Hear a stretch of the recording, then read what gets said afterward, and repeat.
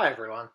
I haven't made a video about my Rover P6 lately because it's been too cold to paint parts of the engine bay and because I've been prepping for another track day in the Mazda 3, which made me think, what do you really need to buy, install and bring along for a fun and stress-free track day?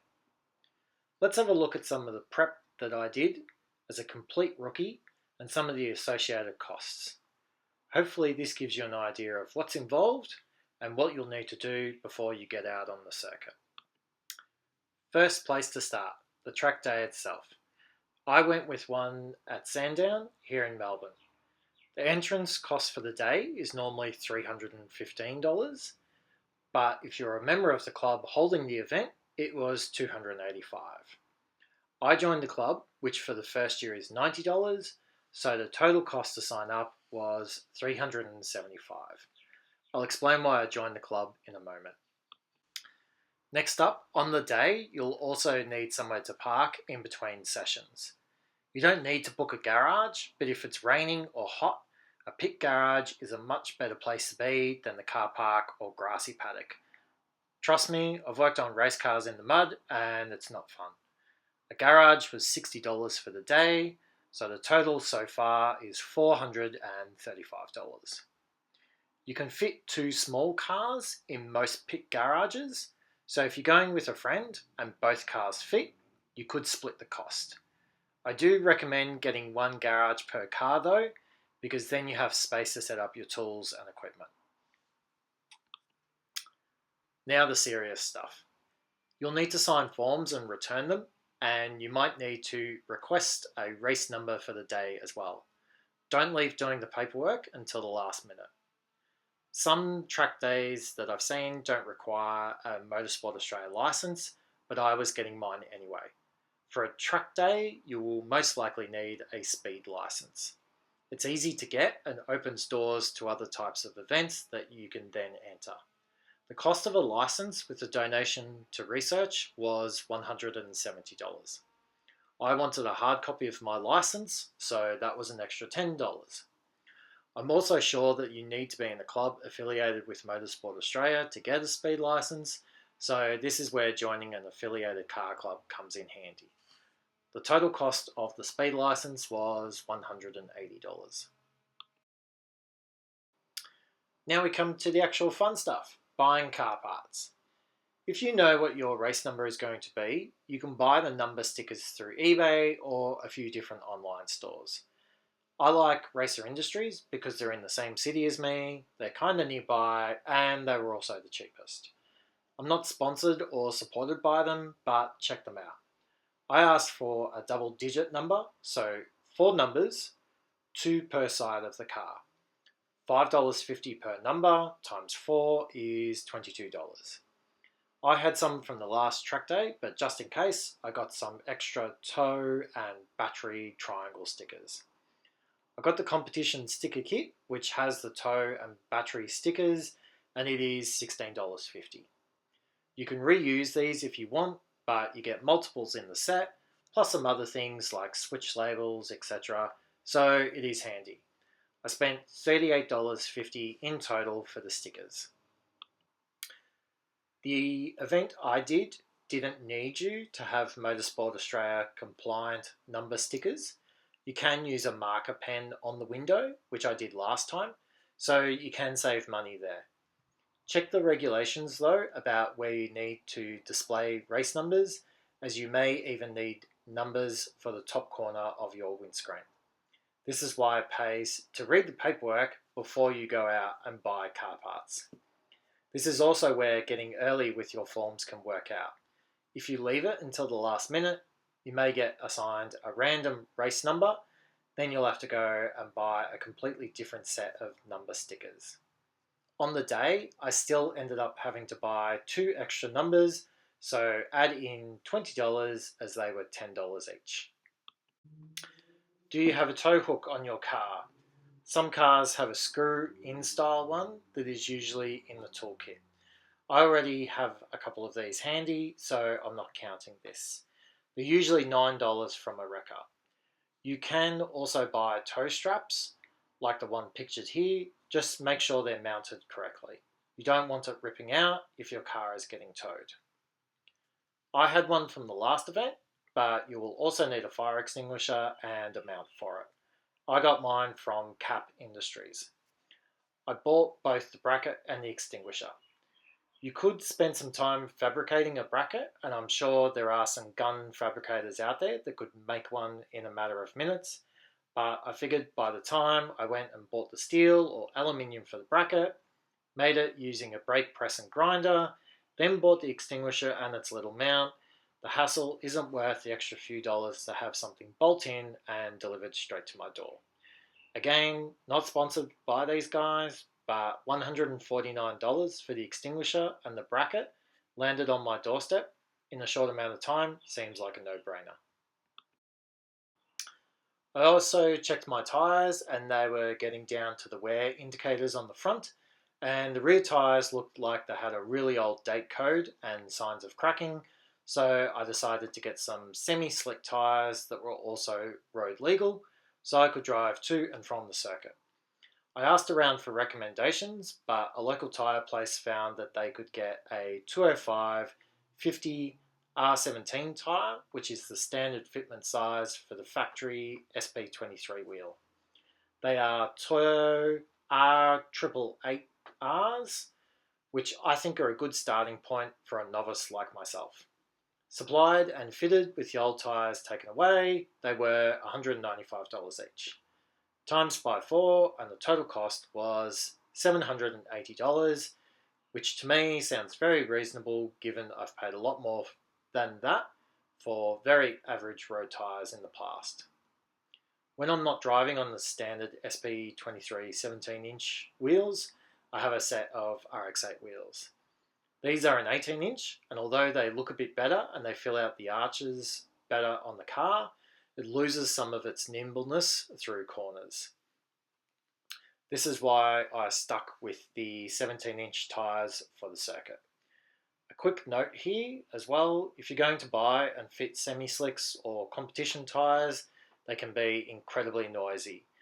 You may want to budget in having a second set of wheels and everyday tyres. I did think about buying second-hand semi-slicks and even found some in the right size on Facebook Marketplace, but then I would have to go and pick them up, sort out fitting at the tyre centre, etc. Plus, some of the tyres looked pretty old or looked like they've been overheated. So that's why I went with 4 new ones. Sometimes the time you save on running around is money well spent. It's a good idea to do a complete fluid and filter change before a track day, plus I didn't know when the gearbox oil had last been changed. I used the nylon squeeze bags, which are handy since I did this without the hoist. You never quite get the full amount out of the bag though, so I bought 4 of them just in case, but used a bit over 2. They're about $25 each, so call it $75. For oil changes, I usually use Penrite and I try to buy it when it's on sale. Because it's winter, I used 10W40 rather than 5-weight. I was using Sakura oil filter cartridges, but after the last track day, it looked like the filter had twisted inside the filter housing. So even though they are massively overpriced, I went back to a Ryco filter. Let's say an oil change costs $115. The air filter I'd already changed, but the fuel filter was about 50,000 kilometers old, so that was done as well. I found a Ryco one on sale for $50 on eBay, including postage. Some places wanted $80, which is crazy, as these used to be about half that only a couple of years ago, so shop around. I also got 4 new NGK spark plugs, which I also bought off eBay, including delivery for $92. The last big piece of the puzzle is yourself. A helmet is a must for a track day. You may be lucky and have a friend that can even lend you one. Read the regulations and see what the requirements are for helmets that can be used. The tag stating what type of helmet it is may be hidden inside the cushioning of the helmet. You can find second-hand helmets on Facebook Marketplace or Gumtree. I had one already from motorcycle riding. I won't count the cost of this, but I would budget $200 for a cheap second-hand one through to $500 for a new basic helmet. The last track day videos I uploaded to YouTube had terrible audio, and I think that's because the camera was inside a protective hard case. I ordered a cheap mount off eBay, which was $16. I had a few adapters and mounts, and you can even use a mobile phone. Everyone has a mobile phone these days with a camera, so I'm not going to count this. A tank of 98 rated petrol at $2 a litre, which is also very expensive, is about $90. I nearly went through an entire tank last time. So far, the grand total is $2,040.50, not including a helmet, an air filter change, or a coolant flush. Or, if you have a particularly thirsty car, you may need to bring an extra jerry can of fuel and a funnel to top up during the day. There are rules about filling your car with petrol in the pits and pit lane, so you'll also have to check those regulations. With this amount though, some of these things you can spread the cost out over a year, such as the racing license, the club membership, racing tyres, and extinguisher. Plus the sticker pack has multiples of the triangles you need for your battery, etc. So not every day will cost this much, but yes, motorsport is not cheap.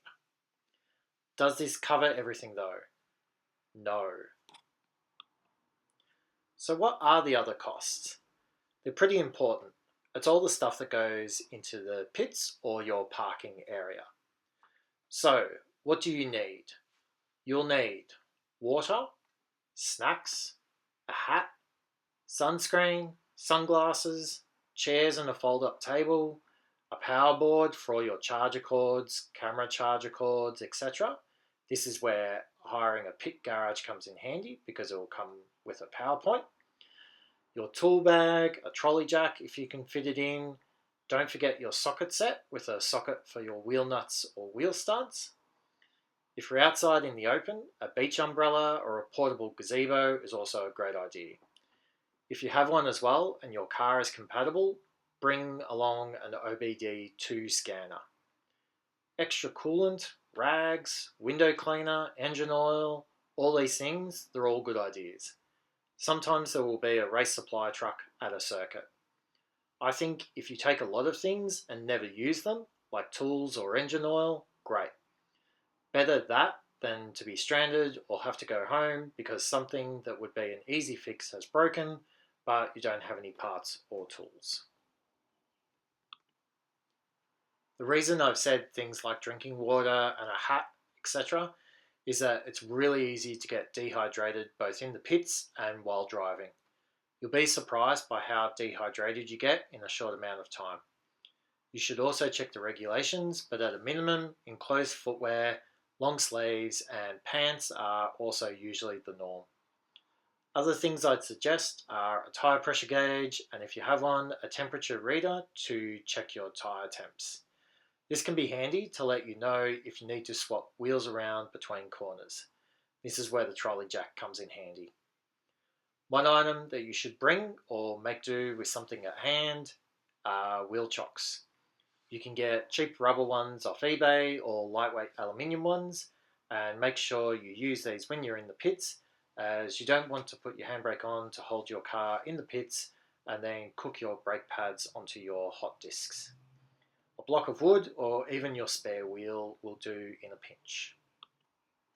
Lastly, insurance. I tracked my Mazda because it was a relatively cheap car, and if I destroy it on the track, although it's a great car and has been extremely reliable, I won't be tens of thousands of dollars out of pocket.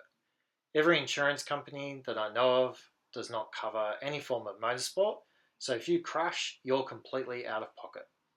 Do a bit of reading and see if there are any options out there if you feel you need insurance. Do not assume you will be covered by the track day promoters or the race circuit. As someone who saw a driver crash a very expensive car on the first lap, then realised they were not insured, don't be that guy. More in-car footage will be coming out soon if it hasn't already.